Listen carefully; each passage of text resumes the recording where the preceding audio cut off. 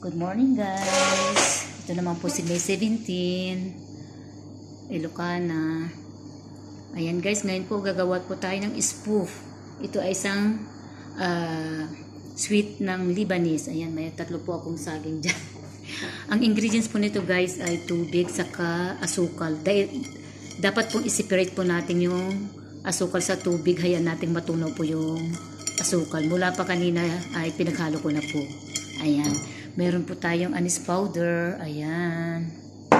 And then, baking powder. Huwag na po yun. At tips ko po yan. At ito po ay mahlab. Isa pong ito ay spicy para po sa... Hindi mo po mahanghang ito. Kaya lang, ingredients po ito para dito sa spoof. Ayan, mahlab.